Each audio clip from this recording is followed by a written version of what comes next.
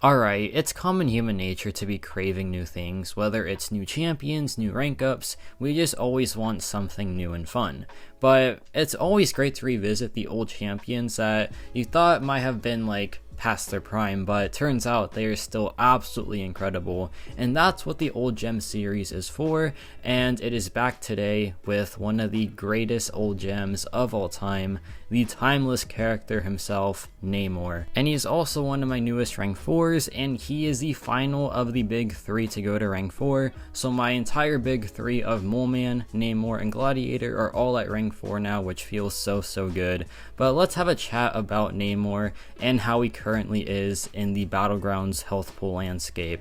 So something about Namor that people don't really remember is the fact that he can activate his big damage cycle way faster than people remember, because if you dash back and hold block, you activate your Imperious Rex early, you get to go to the SP3 immediately, then you have that massive fury that can usually wipe out opponents in one SP2, like this Lumatrix right here that goes down after a 172,000 crit. So that was a 40 something second takedown. That is a very solid fight time, but he also does have some tricks up his sleeve that are really fun. So, of course, Onslaught is very annoying, and he has a lot of DOT that ticks you down over time. However, there's a little trick with Namor that is really fun to pull off. So as you can see, I ran into his special attack and it did 0 damage because I was attacking him, and Namor takes minus 100% damage from all sources when he is attacking the opponent, and it includes special attack hits and just regular hits. That is insane, right? Like, that is a timeless ability, and it is proving its worth to this day against this Onslaught right here. And by the way, we've taken special attacks to the face, we've taken a ton of Neuroshock damage, but we still have pretty much full health, and that's because his reflection ability is just so overpowered. The Neuroshock damage is non-existent when we're attacking him, and yeah, beautiful crit right there, and this matchup is over. Amazing fight time, and even better health finish right there.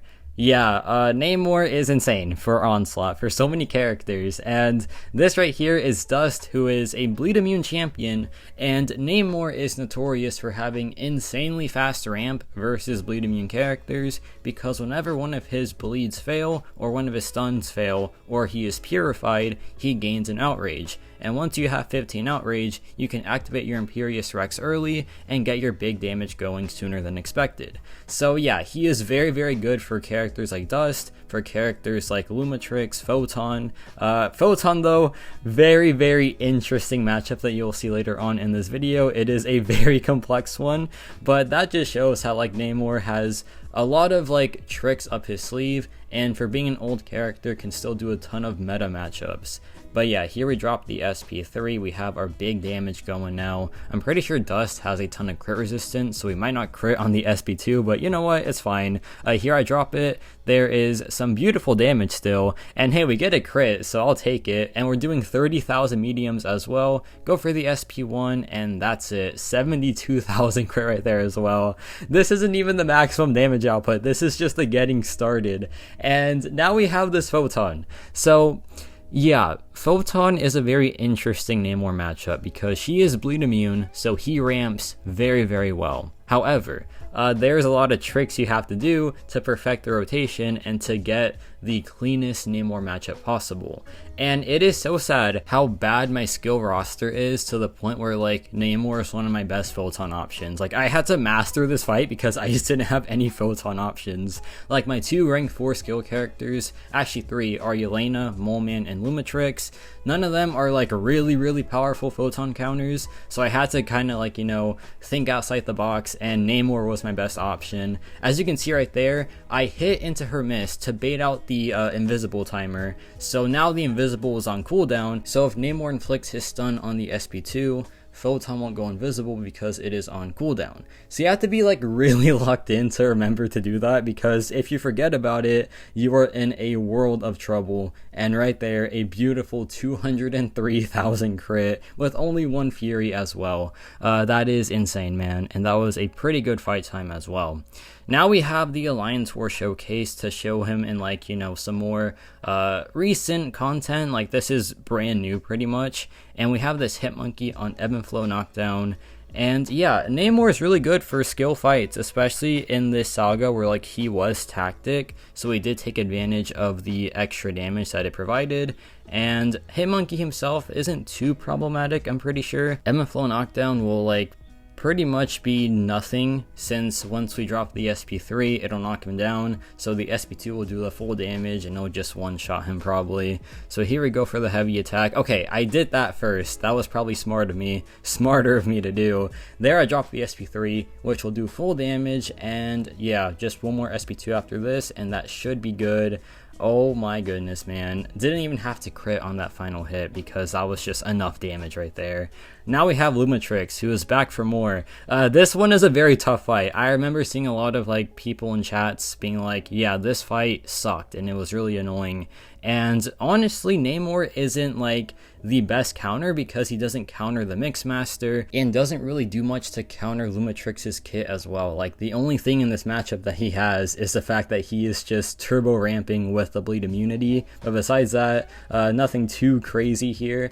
There he triggers the miss, and that's whatever. We still have the fight under control for the most part. Here he's going to drop the SP1, and now he's invisible, which is obviously scary.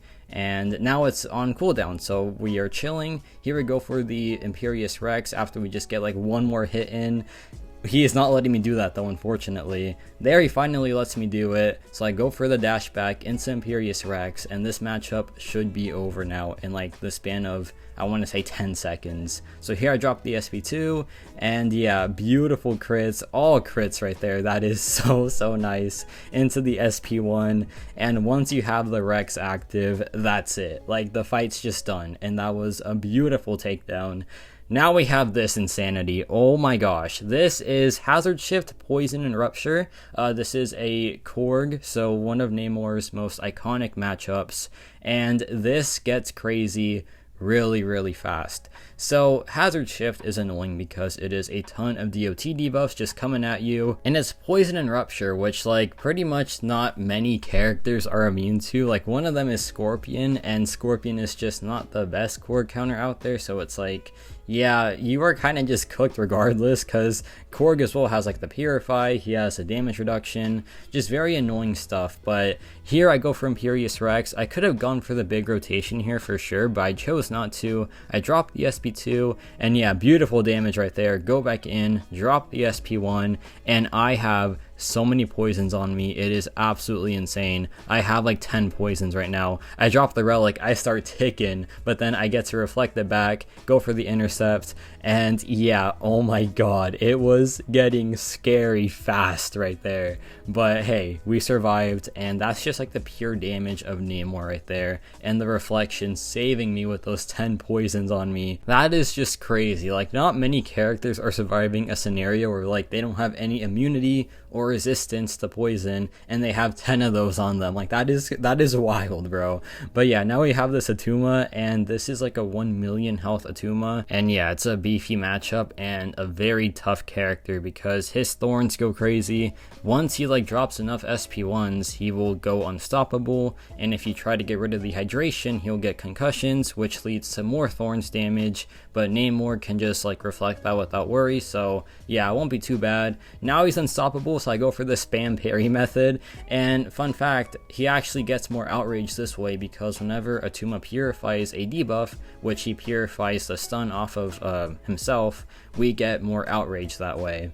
And this is gonna go really crazy because we have the maximum amount of outrage. We're about to get the 2 Fury rotation going. So here I drop the SP3. This is 1 of 2, and then yeah, we go for another one in a little bit here, get the intercept, get it again, And now it's time to go crazy, and this is Namor's peak damage output. Let's see the SP2 right here. No crit there, but then a beautiful 400,000 crit on the SP2, and then a 100,000 plus crit. That is insane, man. 400,000 on that last hit is unreal, because after that you have the SP1, then you have like a good chunk of time of just having 300% fury passives on you, and yeah, you do like insane basic attack damage as well.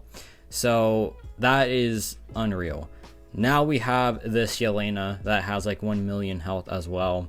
I wouldn't say Namor is a good counter to her like in just a regular battleground scenario, because the way to play this, it takes a bit of time for sure.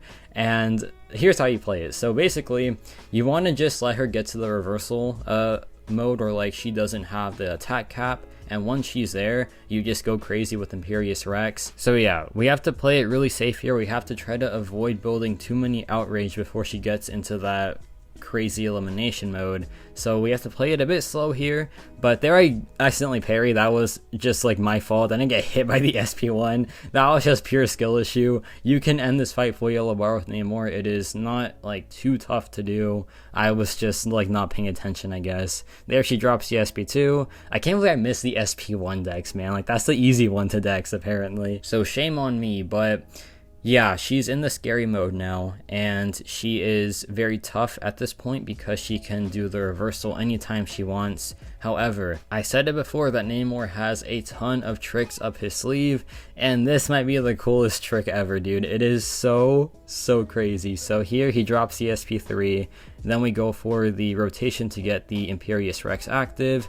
We drop the SP3 again, and now I know what you're thinking. Okay, this is just gonna be big damage, fight's done. Well, yes, right, because like 200,000 crit. Then we go back in, get reversal, but we counter it because we were attacking, so we take no damage from that scary reversal, and that is unreal, man. Countering reversals is insane, and it makes him a pretty good Yolena option once she gets into that scary mode. And that just goes to show how these old gems have like insane new tricks that we might not know about just yet, but that's why it's worth revisiting these characters, because they can do stuff that will always surprise you, right? But now we have this Cassie Lang matchup. This is from Epoch of Pain, just a nice little boss fight to end the video here, and it's quite a scary one. This is like notoriously the hardest fight of the path, and it really messes people up. But the thing with Namor in this matchup is he at least gets rid of one of the threats, which is the Power Sting, because he cannot take Power Sting damage. He reflects it with with ease pretty much. But yeah, here we can just try to build up to the 30 Imperious Rex rotation, which is the big damage one. So yeah, we're gonna end on a really good note, but here it's pretty much just like build up time. But yeah, this Cassie Lang is beefy. She has a massive health pool, but keep in mind, I feel like a lot of people say that Namor isn't really equipped for like the shorter fights or the really high health pool fights, when in reality, he's great for both. Like, this is a pretty high health pool fight, Cassie Lang, and he's gonna do just fine because his damage output when he's at his like maximum is just that good. Like, it is one of the like best.